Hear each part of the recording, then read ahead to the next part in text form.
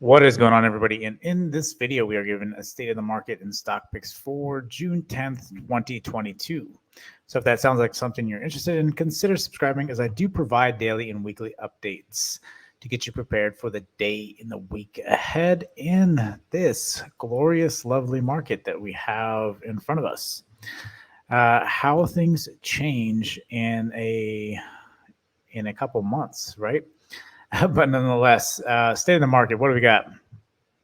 So, what was really interesting today that came up this morning? I wasn't aware of the fact that the ECB was talking about rates this morning. That's what we got this morning, and that is essentially what has caused this sell-off. The ECB is starting to stop asset purchasing, and then they're going to start rolling with a 25-point basis move into next month in July, and then they're looking at 135 points by end of year. Now they aren't quick to be raising rates, so that's something to keep in mind. So with the ECB finally starting to make a move, it means inflation is an issue. Now that is starting to bring fear into what could potentially happen with the Fed. Coming in next week, what ultimately matters is coming into tomorrow. We have the core CPI. Again, it's something I've talked about, and there's a lot of different times. Given the current circumstances, the core CPI really doesn't matter. And then even before the ECB thing today, I didn't really think it would have that much weight. But considering that the market has been holding for a week, started to make me believe that there was more of a buildup into this core CPI, and then the ECB just kind of it could have just been waiting for the ECB, to be honest. ECB came out, and then that was it, and then the market started to sell. Now core CPI can come out tomorrow. I think the core CPI could be good, and the market could push back up. I don't think so at this point. I think at this point, because we flushed down, as you can see technical wise, we broke back below something I said, as soon as we break this range below this 4087, that we could potentially start seeing this lower level again, at least 3963. But if there's any kind of whispers or talks of 75 or 100-point basis, again, you're just going to start seeing some of these lower levels at 3838. Potentially even down to the 3700s, potentially could go that far. Again, we got that, again, solid resistance down at the bottom that we haven't, we've come kind of close. Again, talking about higher time frames, I could bounce sooner than that. So with that being said, what do we got going on for tomorrow?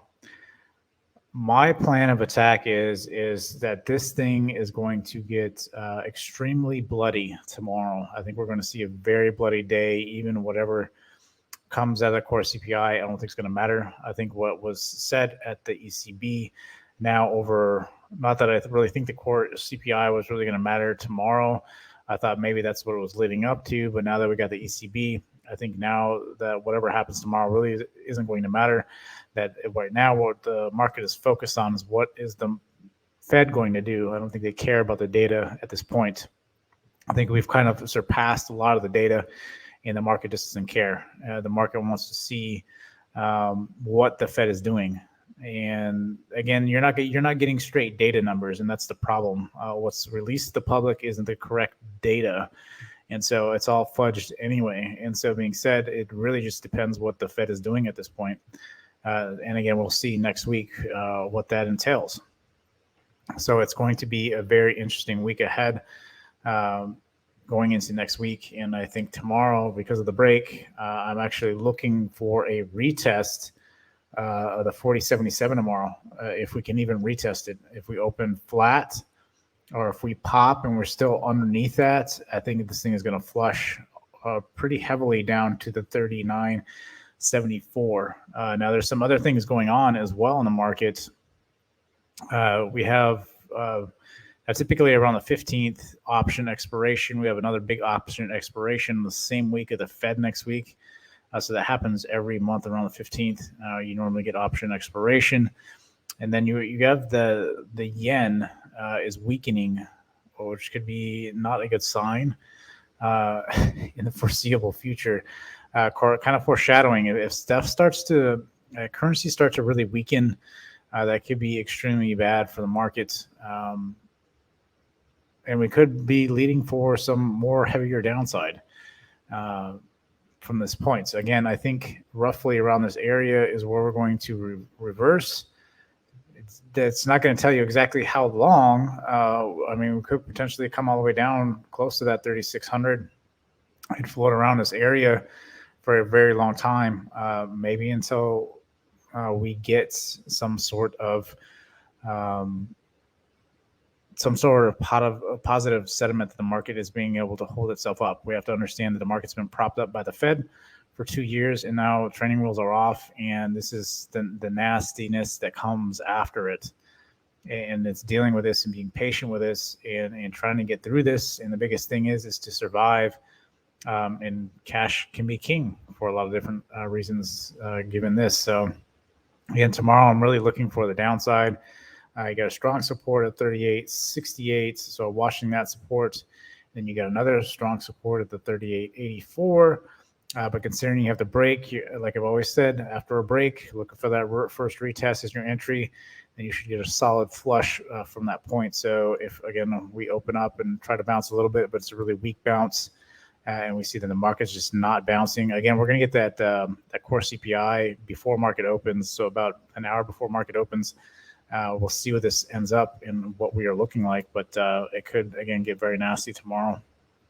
Bitcoin, strangely enough, like I've stated this past year, Bitcoin has been pretty stable, even though it's been holding that weekly support, that weekly 200 support, which I really don't like it sitting on that weekly support again, because if it does break, it could flush pretty heavy, but then it could be a quick flush and push right back up. So, but nonetheless, it's been sitting here for a long time. It's just waiting for the market to push back up. It seems to be stabilizing roughly around that 30K mark. So let's just see if this holds for the meantime.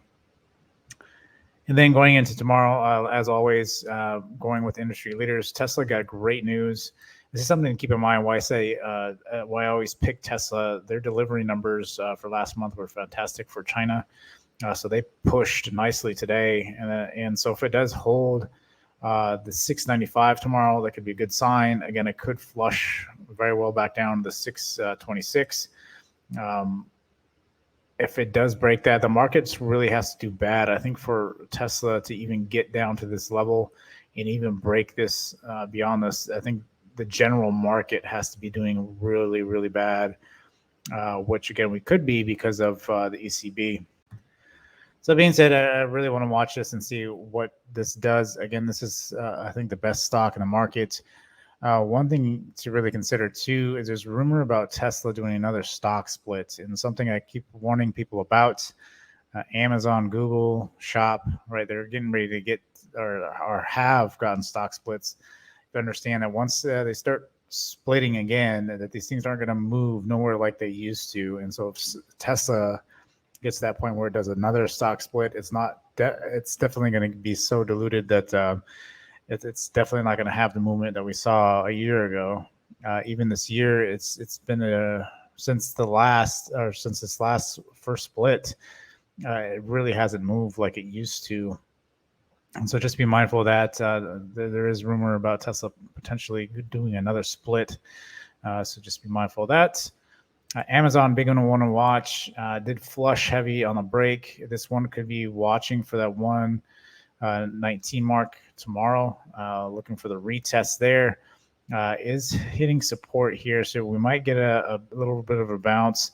Again, if the market is just so, if panic sets in tomorrow, this thing is going to could break really easy and just start flushing. So just watching. Again, it is split, so we would have to see how the movement is. Again, I don't think you're going to get like massive moves very quick like it used to. But we just have to see, again, how that does play out. Google, you did have a break here, break, retest, and finally selling. Again, if it does break this 22.95, I think we can get some pretty heavy selling down to the 22.06. So about 100, close to 100 points. But you do have support here at the 22.69. So it could watch that. Also, Facebook is officially Meta as well on the ticker. That came out today. So just be mindful of that. Shop. This one could be a potential watch.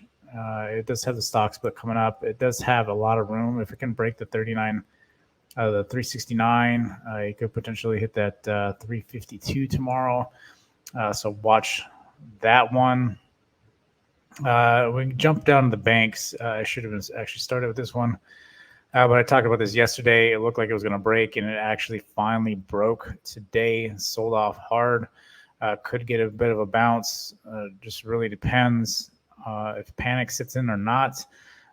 But could, again, heavily flush down to 122. Then you got support at the 121 mark. And again, if it breaks back below that, you're looking at lows. All the banks look like this. Goldman Sachs actually got wrecked today. Bank of America got wrecked, came right back down. Again, something I've been talking about. None of these breakouts play. You can't play patterns because this is what happens. You break out and just completely flush right back into the original pattern. So again, this isn't the normal markets. There's a lot going on right now. A lot of bad news comes out. It seems like every couple hours, and then it just taking down the market in general. So the banks look bad. BA break today, starting to value is given up. So now that you see banks value and tech start to give out, you could potentially get some really heavy selling tomorrow. That's what I'm saying. It's the first day setup. Or you get the retest tomorrow, and then these things could really flush heavy tomorrow. But we have to see. You have to let it play out. Again, for some reason, the core CPI could be really good, and then they just start pushing up. So again, tomorrow where we land and what comes out of that report could weigh in on the market, but ultimately I don't think it will that much. I think people are more so worried about what the Fed are going to do next week. So again, especially because of the ECB and their very hawkish approach moving forward to try to play catch up. So we're going to have to see. It's a big day, and Airbnb is another big one you could potentially watch. This was an ascending wedge I talked about yesterday. Did finally break. Is it going to come retest the 118 or 119 tomorrow? And then another big flush back down. So there's a lot of good setups tomorrow. Again, I like the bigger movers. When you got setups like this, it's good to look for the ones that have been pumping. That's why I bring up Tesla. Tesla's been pumping. If for some reason there's just general market weakness, which we saw towards the end of the day with Tesla, it was very strong, and it took all the way till almost power hour for it to start really selling. But when it started selling, it started getting into that panic selling, so it started selling faster and faster. So that's something I'm watching tomorrow when I'm talking about the price action. Is when we come in, are we going to come in at this level, or are we going to gap down and try to get a bounce? And if that bounce is really weak tomorrow, you can almost guarantee that we're going to do the no bounce trick, and we're going to keep selling heavily, potentially even down to that lower level, the lowest level for the XPX.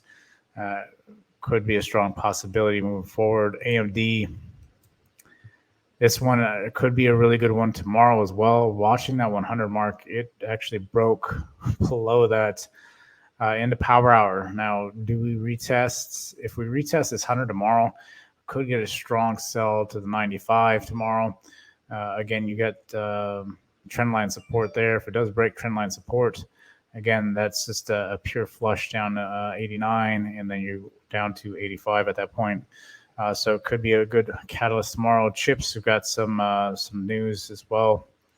They're kind of affected with stuff that goes on with China and stuff too, so you have to be careful if there's any kind of turn like that. So again, another big potential day on deck tomorrow is just letting it play out, see if that's the case. If you don't play to the downside, that's not really a big day for you. It's better to just sit out and wait. if you do play to the downside, you still have to be careful, and things have to align. Never rush into a position, especially in this market, because it could be one positive sentiment, and this market can change quickly. So, nonetheless, if you made it this far, I appreciate you. Go ahead and drop a like button. Until next time, I will see you guys later.